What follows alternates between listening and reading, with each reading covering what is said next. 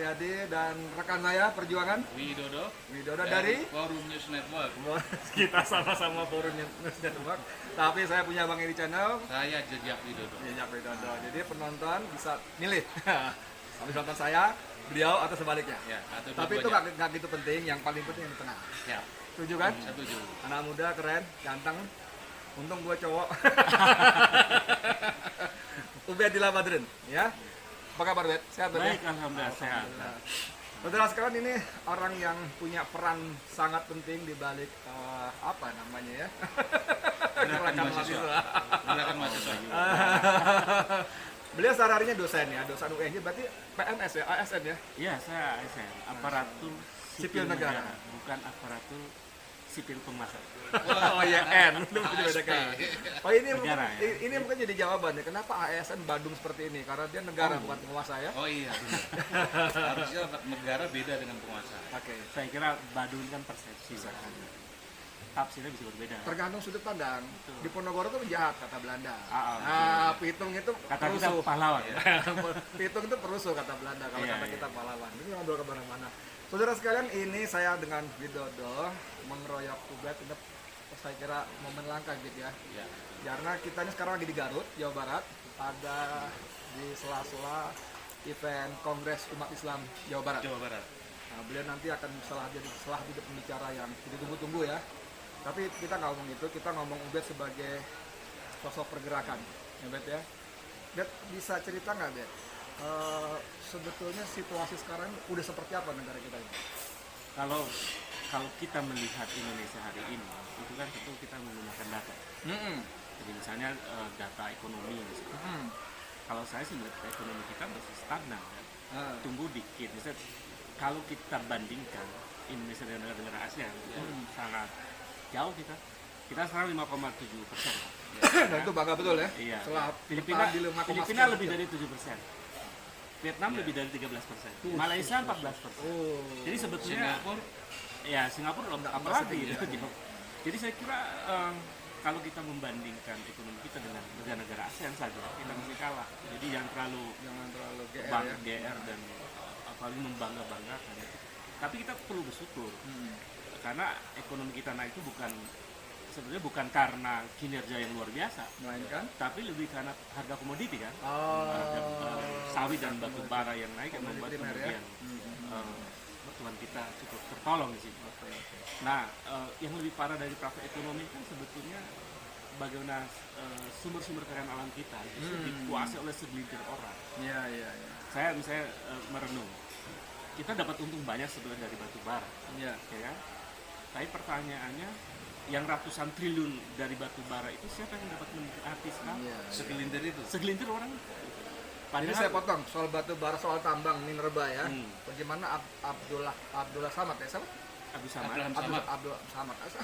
Abraham Samad. Abraham Samad KPK. itu pernah mengatakan kalau korupsi di sektor tambang bisa dikikis secara maksimal, itu kita nggak perlu utang 7.000 triliun dan tiap warga dapat 30 juta setiap bulan. Saya kira itu betul sekali. Jadi karena satu problem kita yang paling krusial soal korupsi. Korupsi di tambang belum dibongkar banyak. Dari korupsi yang di APBN saja misalnya sudah luar biasa. KPK pernah melakukan satu kajian penting bahwa korupsi kita dari APBN itu hampir 10% kurang lebih. 10. Kalau setiap tahun kita punya 2.500 triliun, dalam setahun kita 250 triliun. Itu yang dikorup. Iya, itu pakai logikanya KPK yang 10%. Kalau pakai perspektifnya Sumitra 33%. Lebih ngeri lagi ya kan. Dan saya kira KPK juga pernah melakukan satu analisis bahwa ternyata banyak pengadaan barang dan jasa itu di korupsinya hampir 35%. Jadi itu angka luar biasa. Dan ini penyakit besar Republik. Jadi kalau di dalam studi-studi sosiologi korupsi dan lain-lain kita ingin membangun atau meminimalisir, mengikis praktek korupsi sejak tahun 98, hari ini belum ya. terjadi perubahan itu. Reformasi tidak membuahkan hasil yang diharapkan ya. Betul. Cuma ganti pemain aja ya. Betul. Karena korupsi masih merajalela kan. Dan apa yang dijanjikan oleh Presiden Jokowi tentang penguatan KPK sama sekali tidak. Sama sekali. Itu saya kira kita harus berani mengatakan bahwa itu ya lip service. Jadi service. kata Omong BEM kosong UI, lah ya, the king of Dan BEM mahasiswa sudah seberani itu. ya ya ya, ya. The king of lip service ya kan. Nah, Jadi ngomong-ngomong ini saya mahasiswa kira- ini kan sejarah di mana-mana bukan cuma Indonesia, pemuda mahasiswa ini kan punya peran sangat sentral ya dan dominan ya. Sampai beberapa waktu lalu masih terdengar emak-emak atau apa segala macam, ini mahasiswa kemana? Beberapa waktu yang lalu maksud saya ya. Karena peran mereka tuh nyaris digantikan oleh emak-emak militan ini kan. Iya. Nah sekarang sebagai dosen yang sehari-hari berkumpul dengan mahasiswa, bagaimana pandangan Kondisi mahasiswa? realnya seperti apa? Kondisi real mahasiswa. Jadi saya kira pertama saya sih masih sangat intensif ya dengan mereka karena setiap hari saya mengajar Ya. dan mereka memberikan pandangan-pandangan yang sangat kritis terhadap kondisi sekarang. Pikiran-pikiran mereka juga cukup progresif. Jadi ketika melihat Indonesia hari ini ya mereka juga marah sebetulnya. Kami diajarkan idealisme di dalam kampus, Oke. bicara soal politik, soal etika politik, Ya. soal fatsun politik. Tapi mereka dihadapkan pada satu realitas yang itu politik kita jauh dari hal-hal etis di dalam penyelenggaraan negara, misalnya mengabaikan moralitas politik dan lain-lain. Dan etikabilitas kalau kecil. ya betul, etikabilitas itu memang nggak nampak ya di lapisan elit politik kita. Itu yang membuat mahasiswa juga sebenarnya masih menyimpan semacam apa ya kemarahan yang tersembunyi sebetulnya. Nah, mereka luar biasa dalam 3 tahun terakhir. Jadi tahun 2019, 2020, 2021 sampai sekarang, saya melihat mereka masih cukup konsisten. Nah, persoalannya memang mereka kan tidak hanya urusan demonstrasi ya. Ya. Tugas utama mahasiswa kan sebetulnya 3. Oke. Pertama dia menggali ilmu, mempelajari ilmu pengetahuan Ya. yang disebut dengan pendidikan itu, pembelajaran di kampus. Yang kedua mereka juga melakukan riset. Nanti ujungnya produknya adalah skripsi misalnya. Dan mereka juga melakukan pengabdian kepada masyarakat. Oh. Jadi sebetulnya Ya. demonstrasi itu adalah bagian penting dari tanggung jawab moral mahasiswa terhadap rakyat. Karena masih merasa bahwa mereka lebih subsidi oleh rakyat, Oke. baik di kampus negeri maupun di kampus swasta. Sumbangan rakyat pada mereka itu besar. Nah, saya mau ngomong soal mencoba mengaitkan mahasiswa dengan kondisi rakyat ya. Kan biar bagaimanapun mahasiswa kan rakyat. Iya. Paling tidak orang tua mereka kan rakyat. Oh iya. Mereka kan mengalami susahnya yang sama dengan rakyat, ya kan? Nah, gimana nih? Saya mendengar gosip entah benar atau enggak. Jadi sebagian besar mahasiswa tuh sekarang kesulitan bayar uang kuliah ya. Oh. Sehingga kampus mesti bagaimana bingung juga gitu. Ya, saya kira kalau di hitungan saya tuh ya hampir 50% 50% ya. efek dari ekonomi yang 50% hampir mahasiswa terdampak. Efek dari pandemi, lalu kemudian cara-cara berekonomi kita yang bermasalah, tata kelola negara dan semacam itu luar biasa dan cukup besar. Bahkan ratusan mahasiswa ada yang terjerat pinjol misalnya. Untuk bayar kuliah ya. Iya, untuk macam-macam, untuk cari duit lagi macam-macam gitu. Jadi situasi berat ini membuat mahasiswa sebetulnya ada semacam kompleksitas di dalam dirinya. Ada beban ekonomi yang berat, ada juga rasa tanggung jawab pada masyarakat karena orang tuanya juga mereka kan merasakan ketika BBM naik, harga sembako naik dan seterusnya, mereka merasakan betul. Bahkan ongkos ya kebanyakan kan ke ongkos juga ya naik. Kalau mereka naik motor, BBM naik dan seterusnya. Jadi mahasiswa saya karena bergaul dengan mereka, Pak, kami ini sebetulnya merasakan penderitaan itu. Cuman kan persoalannya apa kemudian mereka akan juga melakukan sesuatu yang besar. Saya sih meyakini bahwa mereka masih menyimpan harapan besar untuk melakukan perubahan. Ada nggak indikator mereka akan melakukan hal yang besar tadi? Kalau dari indikator sebetulnya kan ada. Misalnya BEM dari banyak faksi masih punya narasi yang luar biasa. Mereka mengatakan bahwa rezim ini telah melakukan puncak pengkhianatan. Wah, itu dasar itu. Dasar Itu mahasiswa loh, Mil. Dasar itu. Puncak pengkhianatan. Puncak pengkhianatan. Pengkhianatan pada siapa? Pada rakyat. Di tengah rakyat menderita mereka berpesta korupsi. Itu pengkhianatan dan itu menyakitkan. Jadi itu mahasiswa menyimpulkan, bukan saya. Akademisi itu kan tugasnya saintifik. Mengajak berdiskusi, saling membuka data, menguji data, Membuka wawasan. apakah Menjadi pemantik. dan seterusnya. Itu kan itu respon mahasiswa ya. Tapi saya kira yang bisa menggerakkan mahasiswa itu adalah kemampuan mereka menangkap informasi yang benar dan membangun argumen yang kuat, sehingga mendorong mereka untuk bergerak bahwa ini data ini benar dan mereka harus bersikap gitu. Nah sekarang pertanyaannya gini, kita geser dikit, masih soal kampus. Mahasiswanya udah mulai resah, gelisah segala macam dan marah. Kampus bagaimana nih? Rektorat gimana? Dekanat gimana? Kampus itu kan sebetulnya kalau kita lihat dari sejarahnya Bang, dalam bahasa Itali itu kampus itu kan magistrorum scholarium. Oh itu. Jadi entitas kaum terpelajar di mana proses-proses diskursus, perenungan, kemudian mencari alternatif pemikiran ide baru, kritisisme dan seterusnya, itu tumbuh dan harus berkembang secara merdeka dalam kampus.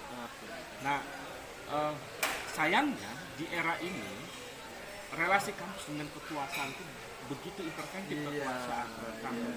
Misalnya Dan kampus nggak berdaya. dan kampus seolah-olah tidak berdaya, seolah-olah tidak berdaya. Tapi ujungnya ada yang beneran tidak berdaya. Tadi saya mau berpikir positif, padahal enggak, ternyata ada juga. Kalau ada pertanyaan gini, Kang Ubed, Ya. kenapa gerakan mahasiswa sejauh ini tidak mengerucut pada kekuatan seperti 98? Ada kendala apa sebetulnya? Jadi sebetulnya kalau kita lihat ya di dalam kampus, ketika intervensi kekuasaan begitu besar, jumlahnya hampir 35%, Apa ini? penentu siapa akan bakal menjadi rektor. Oh, suara pemerintah ya? Suara pemerintah 30%. Jadi kalau ada kampus yang ada seorang calon rektor terpilih oleh musyawarah senat, Ya. mayoritas tuh 60%, tiba-tiba menunggu suara dari rezim, dari menteri-menteri presiden juga. Nah, kalau mereka bilang suara kami 35% untuk si B, ya si A bisa gagal. Coach gila. Hak veto itu Dia namanya. bisa veto. Kan misalnya si A dapat 60%, si B dapat 40%. Ya. Ditambah 30%, yang menang bisa si Yang si B, 40%. ya. Jadi saya kira itu juga problem. Akibatnya kemudian ya mereka diintervensi dan seterusnya. Akhirnya menjadi alat dari pemantau di dalam kampus. Nah, mahasiswa salah satunya juga dipantau untuk giat-giat semacam itu. Ya, Anda kan beberapa kali ngomong bicara di LBH ya. Oh ya, Tentang ini kemarin. kan ada 131 mahasiswa yang kena sanksi dari Oh iya, rektorat. Universitas Bangka Belitung. Bangka Betul, Belitung. betul. Ya. Itu salah satu contoh nyata bagaimana kampus gak berdaya ya Iya. mengambil kekuasaan. Dan itu apa ya, langkah yang menurut saya paling nggak masuk akal. Jadi bayangkan ada mahasiswa bikin pelatihan kepemimpinan, melatih mahasiswa, kata kampusnya jadwalnya tidak boleh lebih dari jam 6. Ya. Tapi karena mahasiswa ini belum tuntas, pelatihan itu melampaui jadwal dari yang telah ditentukan. Sampai jam 12 kan? Enggak, sampai jam 8 malam, jam 9 malam itu. Hanya toleransi 2 jam Pak. Ya, 1 Kalau jam lah dianggap kurang lebih. sebagai pelanggaran. Kurang lebih 1 jam lebih lah ya, karena ada istirahat kan. Ya. Jadi itu dianggap pelanggaran. Dan Sanksinya? kemudian kan mahasiswa protes dong.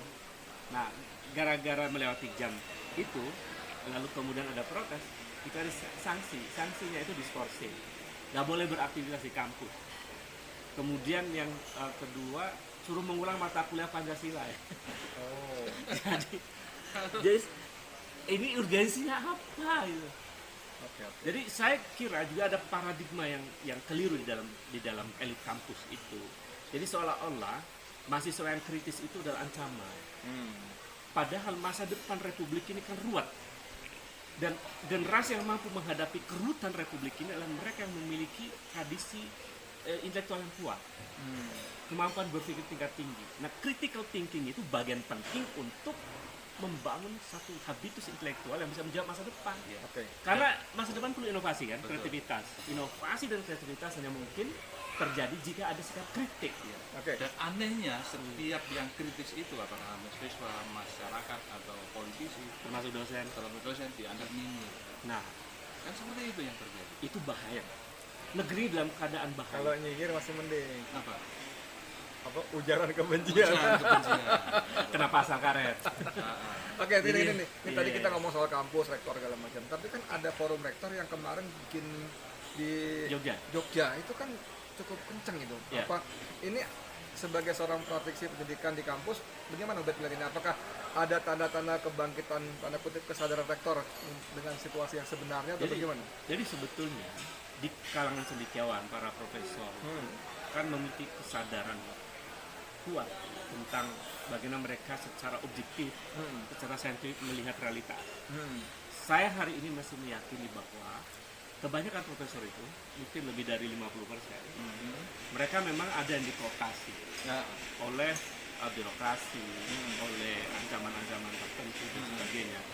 Tapi mungkin lebih dari 30% mereka memiliki kesadaran kritis. Tapi mereka itu masih menyimpan sikap kritis dalam kesembunyian mereka. Maka munculnya para profesor yang sempat protes ke KPK dan ke istana ketika KPK dilemahkan. Itu artinya kita akademis itu nggak diem loh. Ada loh cukup banyak para profesor yang masih punya integritas. Tapi hanya 35% itu. Tapi ya itu jumlahnya minoritas ya. Atau dibandingkan dengan mereka yang mengikuti rutinitas di kampus, kegiatannya rutin mengajar. Tapi jangan meneliti. khawatir dengan jumlah kecil, Bos.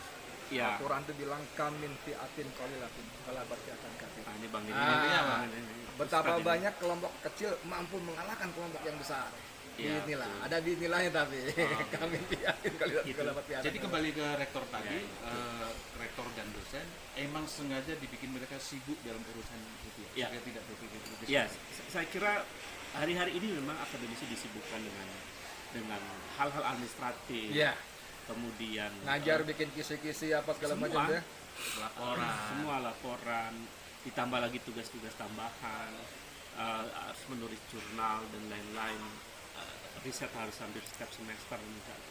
Itu tugas-tugas rutin yang sebetulnya beban tambahan. Menjauhkan dari Tanggung pengabdian jawab. masyarakat tadi ya. Jadi yang banyak dikerjakan itu pertama fungsi pendidikannya, pembelajarannya, ngajar, itu rutin kan wajib. Yang kedua penelitian. Yang jarang digunakan fungsi ketiga tridharma perguruan tinggi itu adalah mengabdi kepada masyarakat. Jadi mendengarkan masyarakat, menyampaikan aspirasi masyarakat, mengedukasi masyarakat itu sesungguhnya adalah fungsi perguruan tinggi. Nah itu jarang Untuk di saat ini itu kecil ya. itu menurut saya masih kecil, sifatnya masih edukasi. Belum berpihak, belum melakukan advokasi pada masyarakat. Bagaimana sih memperjuangkan keinginan masyarakat itu? Nah itu masih standarnya masih kecil. Oke, ini kan kita Saya kira problem di bentar situ lagi ya. mulai acara kita, tapi saya ingin menjadikan pertanyaan Widodo tadi sebagai pamungkas Ya. tentang kerinduan rakyat terhadap gerakan seperti 98. Nah, gini, sebagai seorang praktisi yang bergaul akrab erat dengan mahasiswa, ada nggak tanda-tanda seperti itu? Kalau ada, apa itu tandanya? Dan kapan itu? Kapan? Ya. Sama loh. Saya Gimana? kira kita semua paham Mm-mm. bahwa rapor dari pemerintahan ini belum. Oke, kebakarannya merah ya. Yang kedua bahkan pemerintah sendiri yang mengatakan bahwa tahun depan itu gelap. Ah iya, Wah, badai. Bukan saya ya. Mulyani. Gelapnya masa depan itu disebabkan karena dua faktor. Pertama karena sistem yang tidak mampu menghadirkan pemerintahan yang menjadi efektif dan sesuai dengan tujuan-tujuan berbangsa dan bernegara. Yang kedua, aktor-aktor yang bermasalah. Jadi kalau aktornya masih bagus, sistemnya masih agak sedikit berantakan, biasanya bisa memperbaiki sistem. Oke. Nah ini sistemnya bermasalah, aktornya nggak bagus. aktor-aktornya bermasalah. Bagaimana mau bagus? Bagaimana mau kita berharap? Jadi kita memang ya masa depan kita perlu ada satu agenda perubahan besar. Jadi Nah pada titik itu sebetulnya memungkinkan adanya satu langkah perubahan besar ke depan. Dan kita mesti bertanggung jawab semuanya bahwa kita membutuhkan perubahan besar untuk republik ini yang kita cintai. Jadi nggak bisa kemudian ini kita biarkan porak-poranda republik ini. Nah, aktor intelektual, para cendekiawan, para ulama, para pendeta, para biksu harus punya visi yang kuat ya, untuk membuat bangsa ini berubah. Saya kira itu. Saya masih punya harapan itu. Dan di antara aktor-aktor tadi untuk aktor-aktor perubahan, mahasiswa adalah aktor terdepan yang paling netral, yang tidak ada kepentingan lain kecuali kepentingan masa depan mereka. iya. Saya kira itu. Jadi saya masih sangat respect dengan mahasiswa dan mereka punya. Kalau punya kita feeling. lihat sejarah 98 itu kan mahasiswa tumplek blok ya sampai menduduki gedung Dewan DPR MPR. Kalau sekarang kan mereka sudah mulailah aksi-aksi omnibus law, revisi undang-undang KPK segala macam dan sudah mulai gesekan-gesekan. Ada yang bilang bisik-bisik ini perlu dieskalasi lagi nih ya. Pertanyaannya sorry ya. Terima kasih. Jadi, tapi saya kira gini, dalam studi-studi sosial movement, gerakan-gerakan sosial di banyak negara itu, makin rezim itu koruptif, makin performanya tidak adil, itu makin mempercepat eskalasi. Jadi sebetulnya jangan salahkan rakyat, jangan salahkan mahasiswa kalau itu terjadi. Yang paling bersalah adalah kegagalan rezim mengelola negara. Dan mahasiswa tetap punya kesadaran itu Pak, Oh sampai masih, hari ini. masih. Sehingga sampai pada satu titik Satu titik Ya. bahwa mereka akan melakukan perubahan. siap. Jadi harapan nggak boleh hilang. Ya, Tidak dengan harapan boleh. itu kita tetap hidup kan. Dan saya kira Tuhan melarang kita putus asa, loh. Iya. Oke, saudara sekalian, ini ngobrolan bahaya juga makin lama. Tapi menarik betul kita mendapat insight pencerahan dari anak muda yang dari umur jauh di bawah saya tapi rekam jejak dan kontribusinya jauh di atas saya. Dan pemikiran jauh ke depan. Ya. Oke, Dak, kita selesai ya. Terima Siap. kasih banyak ya. Oke, makasih. Saya Oke, Edi sama-sama. Mulyadi dari FNN. Saya Widodo dari Jejak Widodo. Curang, Sama-sama ya, curang. Pak. Oke. Biasa. Terima kasih banyak ya. Assalamualaikum warahmatullahi wabarakatuh. Waalaikumsalam.